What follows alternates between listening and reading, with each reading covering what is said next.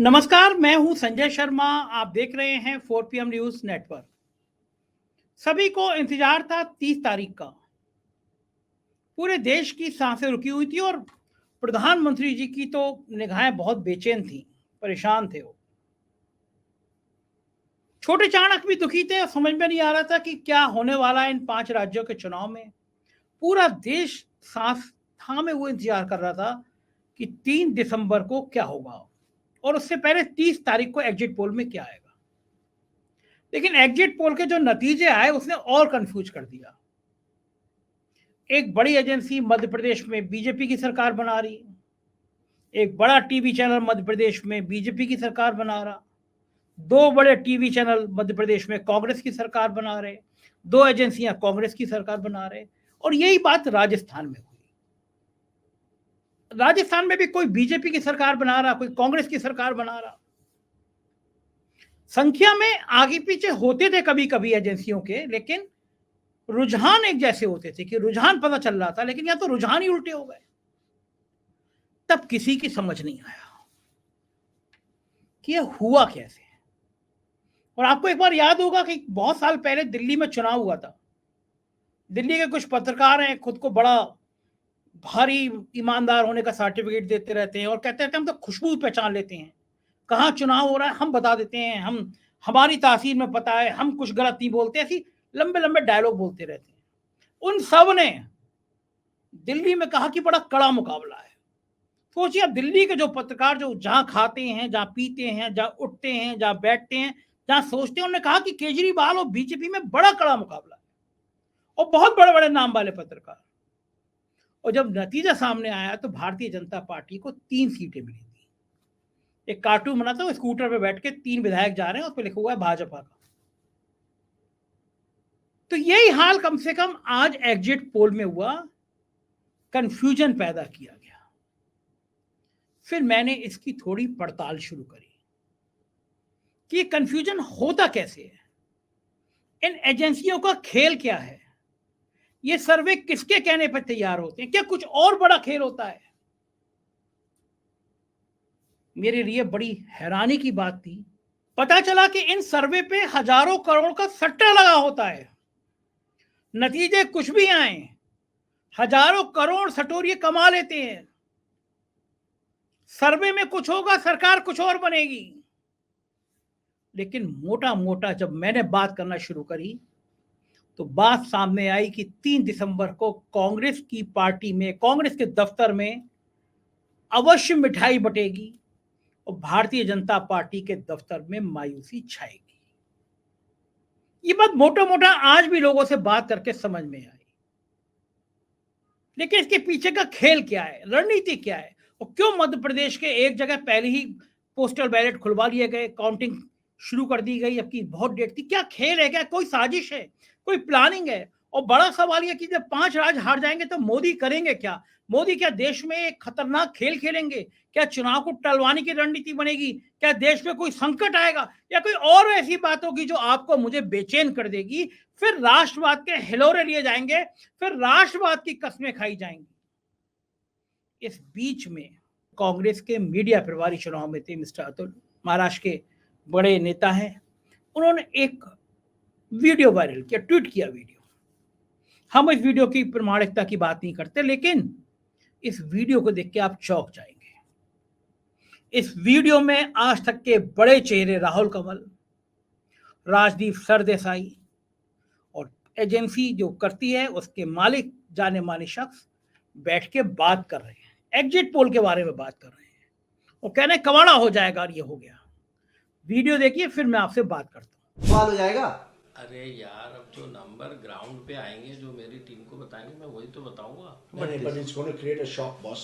I think you need to look at these numbers again, Pradeep, because I this am is also going to. getting goosebumps the way you are saying. अभी मैं भी खुद shock था ये number 3 दिन देखने के किसी को बाद। नींद नहीं आनी बॉस इस नंबर के चक्कर में। आप तो बोल के निकल जाओगे, every state that what you हमारे are सर showing पे आ me, जाएगी। every state that you are showing me is opposite of what we have been hearing so far. बिल्कुल सही है, वही तो मैं देख रहा था। उसी के लिए तो मैं ज्यादा परेशान हूँ कि हाउ कैन इट नहीं तो बी। गड़बड़ तो नहीं हो जाएगा, बड़ी फजियत होगी बॉस। अब गड़बड़ क्या होगा, अभी तक तो जो काम किया है वो किया है, अपन तो जमीन पे काम करते हैं, जो रिजल्ट आएगा देखा No, जाएगा। but this is a mini general election. 5 states, boss. We cannot afford to get this wrong. You know, you better be careful, Pradeep, with these numbers because, as Rahul says, this is going to create shockwaves in नहीं, Congress, sir पे dance करेंगे BJP, boss लोग। DRS. Everybody is going to be shocked. सब sir पे dance करेंगे, आपका dance तो गड़बड़ हो मैं जाएगा। सबको ये कहता हूँ कि हम तो कोशिश करते हैं रिजल्ट बिफोर रिजल्ट देने की। कभी कभी गड़बड़ हो गया तो ठीक है, we have to bear with it. Boss, I think we just have to go with his numbers and live with it because it's going to create a lot of confusion. Three tough days up ahead. अब confusion ही है सारा का सारा इस बार।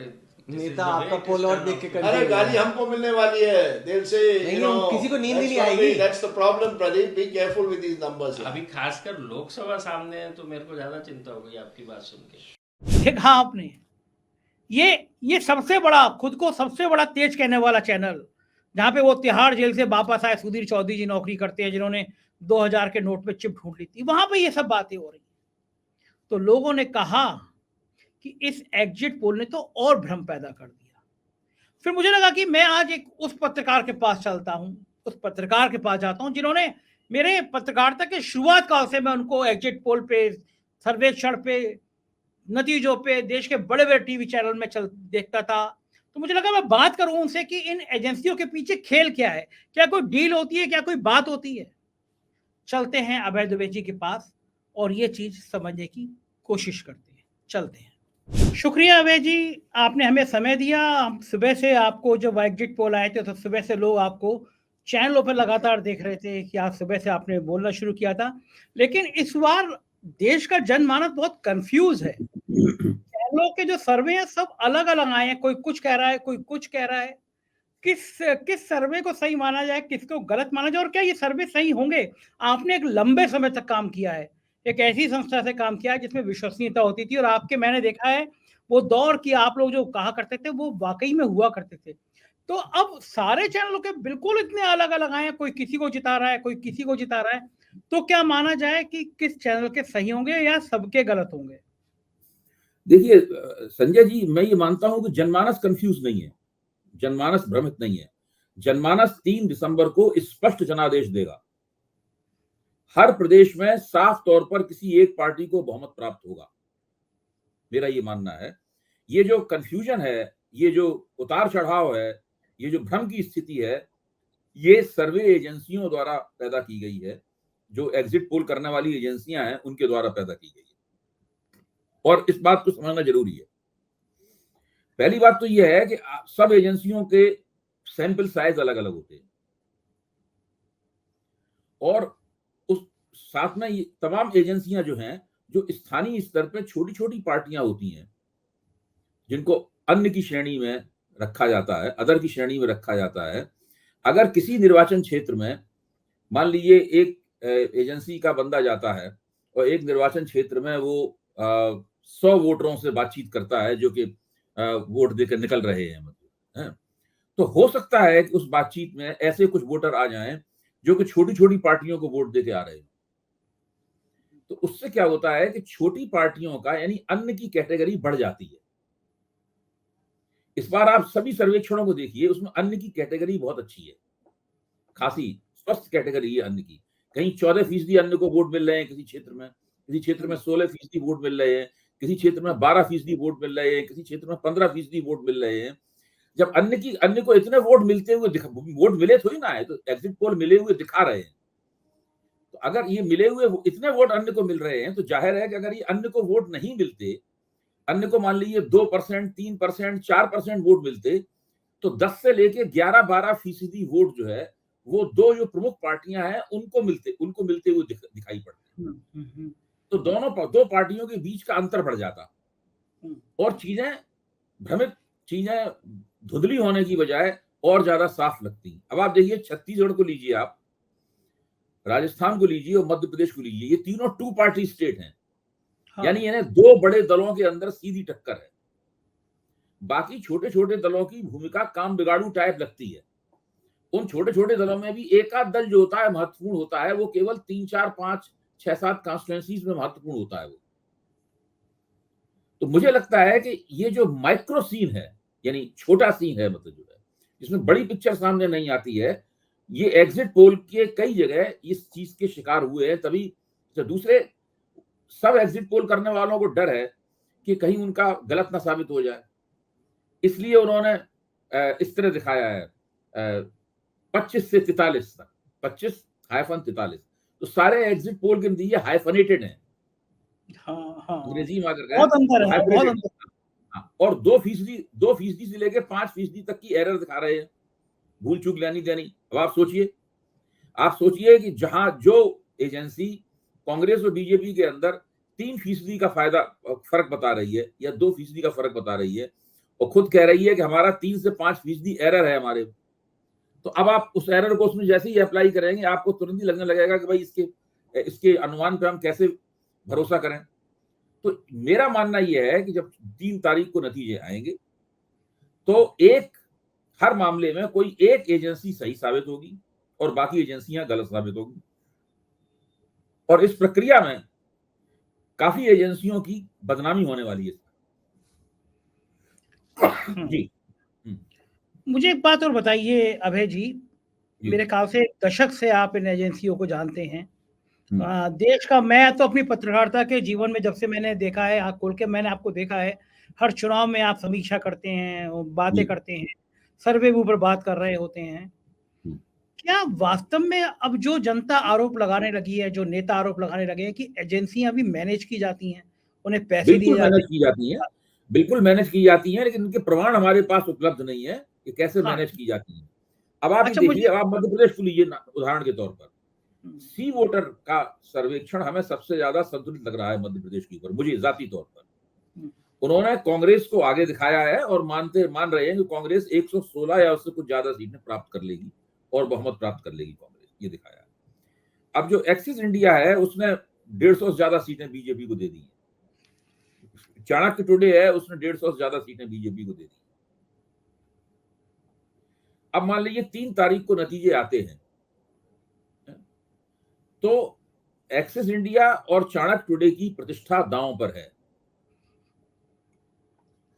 अगर नतीजे सी voter जैसे आते हैं तो ये एजेंसियां फिर क्या जवाब देंगी, आप सोचिए। एक और बात मैं कहूं, सी वोटर ने शुरू से वो लोग ओपिनियन पोल कर रहे हैं, वो लोग ट्रैकर चला रहे हैं और इसी क्रम से उनका आगे बढ़ रहा है।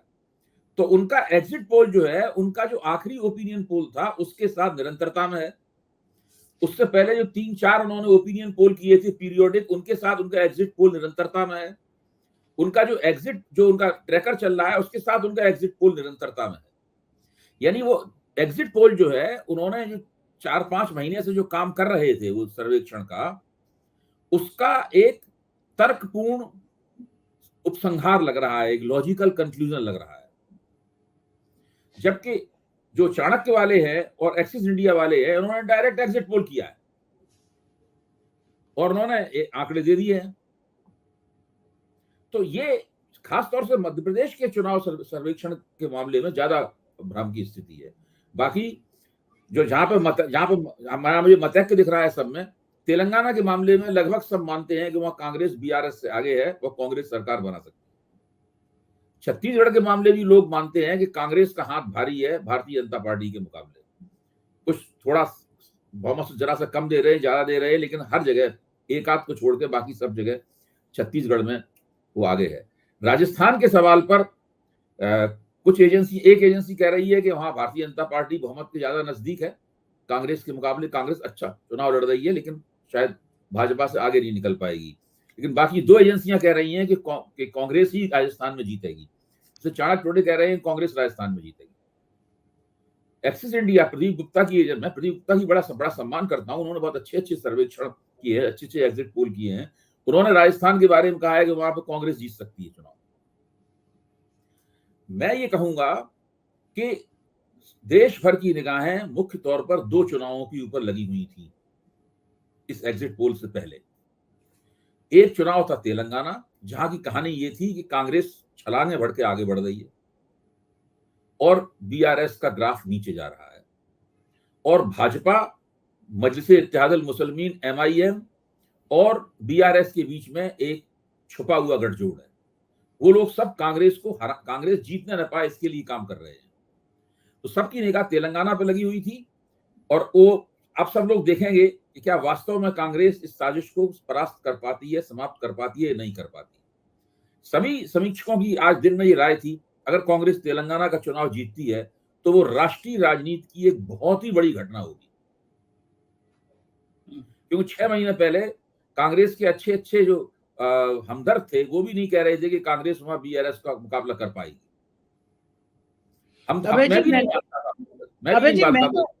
अबे जी मैं तो गया था तेलंगाना 6 महीने 7 महीने पहले। मैंने वहां 3-4 स्टोरी करी, वहां के डेवलपमेंट की स्टोरी करी। मैं 6 महीने पहले शर्त लगा सकता था कोई मतलब ही नहीं है कांग्रेस का। मैं बिल्कुल मुतमईन था कि केसीआर तो आएंगे ही आएंगे, लेकिन वाकई में 3-4 महीने में सारी तस्वीर कोई राज की बदल सकती है, ये मैंने नहीं देखा कभी।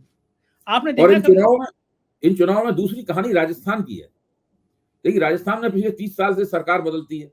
सरकार अब देखिए 2013 में भारतीय जनता पार्टी प्रचंड बहुमत से जीती थी। 2018 आते आते उसने प्रचंड बहुमत का फायदा खो दिया और वो चुनाव हार गई अशोक गहलोत से। मार्जिनल डिफीट हुई, लेकिन हार तो हार होती है।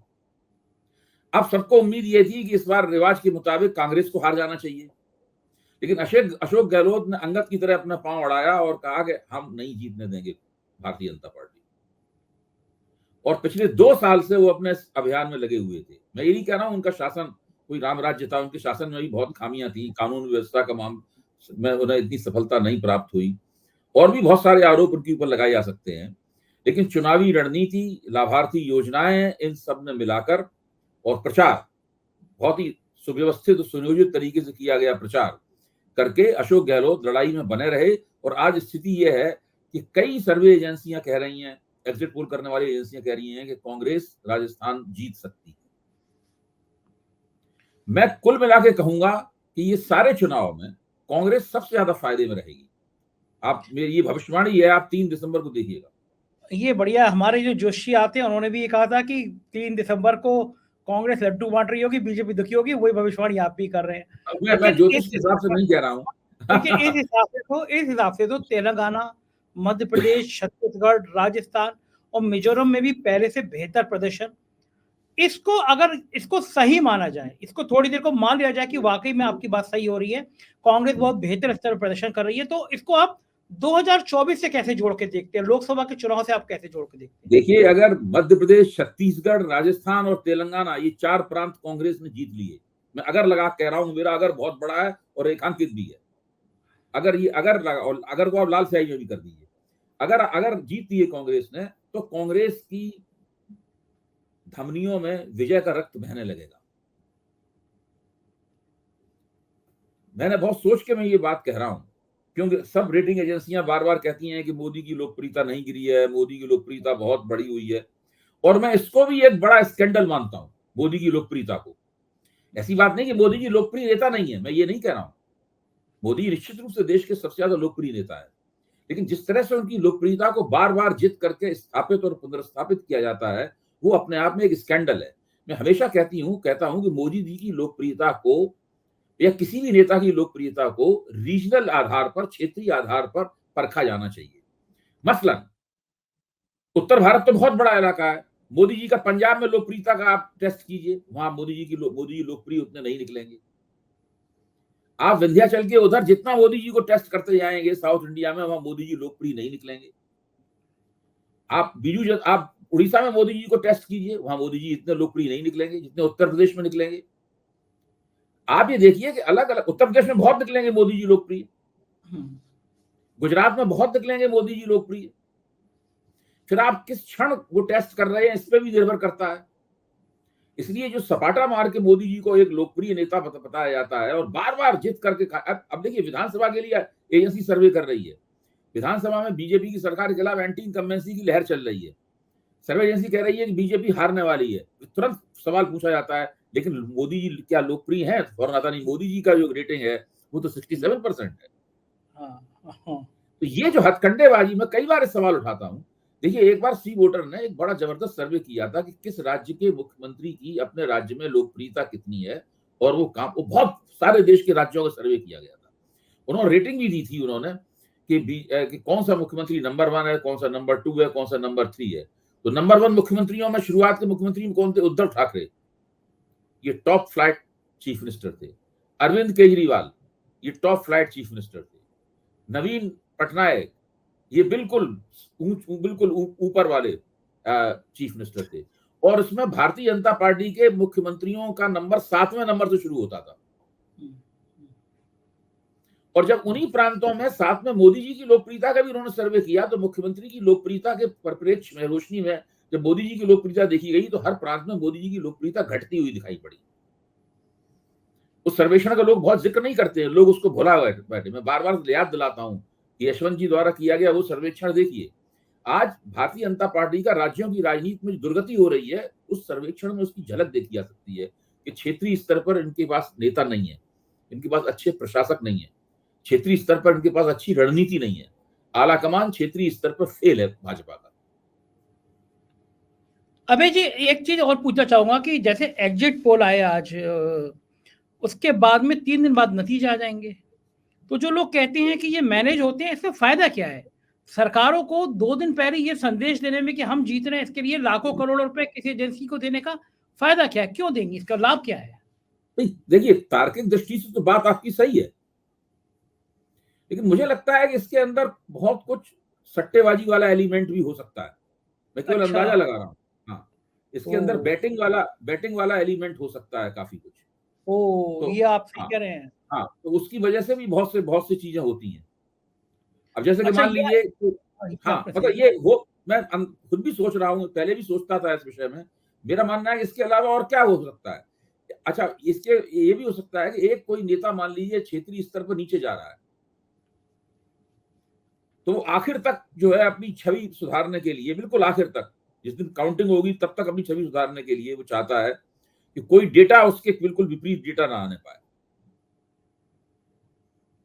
उससे क्या फायदा होता है? फायदा मतलब मेरे ख्याल से तो कुछ ना कुछ इसके अंदर ऐसे तत्व और ऐसी शक्तियां सक्रिय है जो इस पूरी प्रक्रिया को विकृत करती हैं।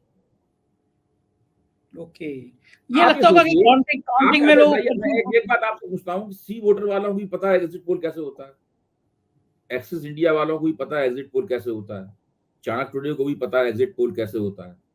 मोटे तौर पे उनके, मैं मानता हूं कि उनके, हालांकि ये लोग बताते नहीं उनका सैंपल कितना है, मोटे तौर पर बता दें इनके सैंपल भी मोटे तौर पर कमोबेश एक ही होंगे। जो पोल कराने वाली एजेंसी ज्यादा पैसे देती है तो ज्यादा बड़ा सैंपल हो जाता है, कम पैसे देती है तो कम बड़ा सैंपल हो जाता है। ये होता है। आपका कॉन्ट्रैक्ट कैसा है इसके ऊपर सबको पता है एग्जिट पोल कैसे हो रहा है। फिर इतने ज्यादा सी वोटर ने कांग्रेस को जीतते हुए दिखाया है मध्य प्रदेश में, एक्सिस इंडिया ने भाजपा को जीतते हुए दिखाया है बिल्कुल स्पष्ट रूप से।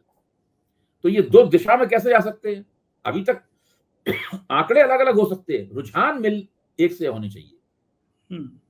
यहाँ रुझान भी अलग अलग है, इसलिए इन बातों में शक होता है। अगर ये नतीजे खिलाफ आए, मैं आपको अभय जी एक चीज और याद दिलाना चाहूंगा। काफी साल पहले दिल्ली में एक चुनाव हुआ, उसके बाद एग्जिट पोल आए, बीजेपी और अरविंद केजरीवाल की पार्टी को लगभग बराबर बनाया गया। और अरविंद केजरीवाल की पार्टी इतनी बुलंदी से आई कि बीजेपी के 3 विधायक आए। तो दिल्ली में सारे पत्रकार रहते हैं, तो इतना अंतर भी आता है, इतनी नजर नहीं पहचान पाते एग्जिट पोल। इसीलिए मैं कहता हूं कि इसके अंदर, जैसे मान लो चाणक्य टुडे का एक सर्वेक्षण बहुत अच्छा गया, एक एग्जिट पोल बिल्कुल सही निकला। उसके बाद 2015 के बिहार चुनाव में उन्होंने भारतीय जनता पार्टी को ओवरवेलमिंग मेजोरिटी दे दी, और जब भाजपा वहां चुनाव हार गई तो उन्होंने अजीब किस्म के तर्क देना शुरू कर दिए कि हेडिंग बदल गया था, ये हो गया था, वो हो गया था करके उन्होंने बात कर। अब आप एनडीटीवी में आइए, प्रणय राय तो भारत में जो सर्वेक्षण है उसके पितामह माने जाते थे। 2015 के ही चुनाव में हंसा रिसर्च की तरफ से उन्होंने एक बहुत बड़ा सर्वेक्षण कराया, उसका सैंपल साइज भी बहुत बड़ा था, और बड़े बड़े पोलस्टर उन्होंने बैठाए वहां पे अपने पैनल में, और उससे बातें की, और उन्होंने भारतीय जनता पार्टी को बिहार में स्पष्ट रूप से चुनाव जिताया। भारतीय जनता पार्टी चुनाव हार गई, फिर उन्होंने माफी भी जारी की उन्होंने कि हमसे गलती हो गई। जो इतना बड़ा खुद पोलस्टर रहा है, पोलस्टर का पितामह है, वो भी इस चीज को नहीं समझ पाया कि हंसा रिसर्च का जो सर्वेक्षण है वो बिल्कुल फर्जी है। मेरा तो मानना यह है कि इस तरह के सर्वेक्षणों के ऊपर मुकदमे चलने चाहिए, ताकि अदालत में उनसे पूछा जाए कि भाई आपने कैसे सर्वेक्षण किया, क्या किया, आपसे गलतियां कैसे हुई, आप सच्चाई का कितना प्रतिशत खोज के ला पाए। जरूरी नहीं कोई 100% सच्चाई को खोज के लाए। भाई हम लोग जो राय अपनी देते हैं वो तो हमारे एक्सपीरियंस और हमारे अनुभव पे आधारित हैं, कुछ लोगों से बातचीत करने पे आधारित हैं, अध्ययन पे आधारित हैं। हम ये दावा नहीं करते कि हमारे पास एक साइंटिफिक सिस्टम है, हमने एक पोल किया है, हम इतने लोगों से मिले हैं, इनसे पूछा है, तो ये तो हम दावा नहीं करते। कि जो एजेंसी ये दावा करती है उसे गारंटी रहनी चाहिए कि उसका जो सर्वेक्षण है और उसका नतीजा है, उसका एग्जिट पोल जो है वो एक खास सीमा तक बिल्कुल सही साबित होगा। 100% सही साबित हो हम उससे उम्मीद नहीं करते। अच्छा, क्या लगता है आपको, अगर ये 5 राज्यों का यही नतीजा है, कांग्रेस के पक्ष में नतीजा है, तो फिर मोदी जी की अगली प्लानिंग क्या हो सकती है? 2024 का चुनाव वो कैसे फेस करेंगे? मोदी जी ऐसे मुद्दे की तलाश करेंगे जिससे राष्ट्रवादी तूफान आ जाए। अभी नहीं कर रहे हैं, मेरा मानना है। एक और सर्जिकल स्ट्राइक, हाँ जो भी हो, सर्जिकल स्ट्राइक हो या कोई सी कल स्ट्राइक हो, लेकिन मोदी जी जरूर इस तरह का एक मुद्दे की तलाश में होंगे कि जिससे पूरे देश के सामने वो कह सकेंगे इस देश के पालनहार खेवनहार वो ही हैं और उनके बिना देश जो है उसकी सुरक्षा खतरे में फंस जाएगी और देश के लोग असुरक्षित महसूस करने लगेंगे। वो यही एक उन्हें राष्ट्रवादी मुद्दा, ऐसी बड़ी बात चाहिए, ऐसी धमाकेदार बात जिसके सामने हर बात दब जाए, उनकी हर विफलता दब जाए, उनकी हर पराजय को लोग भूल जाएं और लोग दीवानों की तरह उन्हें जिताने के लिए चल पड़े। अभय जी, सतपाल मलिक जी ने खुलासा किया था कि चुनाव जीतने के लिए उन्होंने, तो खैर मैं उस बात का समर्थन नहीं करता, उन्होंने कहा कि राम मंदिर पे हमला हो सकता है, किसी बड़ी नेता की हत्या हो सकती है, सीमा पे कुछ हो सकता है। आपका इशारा इसी तरह खतरनाक मेरा कहना यह है कि हम लोगों को अभी ये बातें नहीं करनी चाहिए। देखिए, जो सतपाल मलिक जी ने कहा है मैं उनका सम्मान करता हूं, लेकिन हम लोगों को इस तरह की बात नहीं करनी चाहिए। हम लोगों को अपने आंख और कान खुले रखने चाहिए। जब ऐसा मौका आएगा, जब हमें ऐसा कुछ होता हुआ लगेगा, तब हम उसकी ठीक से जांच पड़ताल करेंगे और ठीक से उसकी समीक्षा करेंगे। कई बार ऐसा भी होता है कि परिस्थितियां वास्तविक भी होती हैं, वास्तव में देश के ऊपर कोई संकट आ सकता है, उस वक्त की सरकार को एक बड़ा कदम उठाना पड़ सकता है। उसका उस सरकार को स्वाभाविक रूप से फायदा भी होगा चुनाव, अगर चुनाव के इर्द गिर्द कोई ऐसी घटना होती है। लेकिन हम लोगों को आंख कान खुले रखने चाहिए और हमें उम्मीद ये करनी चाहिए, हमें मनाना ये चाहिए कि देश का चुनाव नॉर्मल हो, एबनॉर्मल ना हो। सरकार के गवर्नेंस देने की क्षमता पर, विकास देने की क्षमता पर और विदेश नीति को ठीक चलाने की क्षमता पर, इस क्षमता पर उसने अर्थव्यवस्था ठीक से चलाई या नहीं चलाई, बेरोजगारी कम की कि नहीं की, उसने महंगाई काबू में की कि नहीं की, इन सब बातों के आधार पर मतदाता उसके प्रदर्शन को कसौटियों पर कसें और उसके हिसाब से वोट दें। मैं तो ये चाहता हूं चुनाव ऐसा हो। मैं मानता हूं कि अगर 2019 में इस तरह का चुनाव होता तो भी भारतीय जनता पार्टी सबसे बड़े दल के रूप में उभरती, तब भी भारतीय जनता पार्टी को 200 से ज्यादा सीटें प्राप्त होती। लेकिन भारतीय जनता पार्टी पूर्ण बहुमत की पार्टी और 303 सीटों की पार्टी नहीं होती। बस एक आखिरी सवाल, अगर 5 राज्यों में सत्ता खोती है तो क्या मोदी जी को बीजेपी के अंदर से कोई चुनौती मिल सकती है? अभी इसलिए मिलनी चाहिए, लेकिन इसलिए नहीं मिलेगी क्योंकि लोगों के दिमाग में 2019 है। 2018 में 3 राज्यों में ये हार गए थे, तो 2019 में उससे भी ज्यादा बढ़िया तरीके से जीत गए। तो लोगों के दिमाग में ये है कि मोदी जी फिर से वो चमत्कार कर सकते हैं, इसलिए वो चुनौती मिलेगी। वो चुनौती लोकसभा चुनाव में अगर नुकसान होगा मोदी जी को तब मिलेगी। बिल्कुल सही कह रहे हैं आप। बहुत बहुत शुक्रिया अभय जी, हमसे बात करने के लिए, अपना कीमती समय देने के लिए धन्यवाद, आभार। ये थे अभय दुबे जी और हम बात कर रहे थे इस सिस्टम पर, इस राजनीति के स्वरूप पर, और समझाने की कोशिश कर रहे थे एग्जिट पोल क्या है, कितना प्रभाव डालते हैं। मुझको यकीन है ये चर्चा आपको पसंद आई होगी, अपनी राय से अवगत कराइएगा, ज्वाइन कीजिएगा, सब्सक्राइब करिएगा, कमेंट करिएगा ये वीडियो आपको कैसा लगा। शुक्रिया।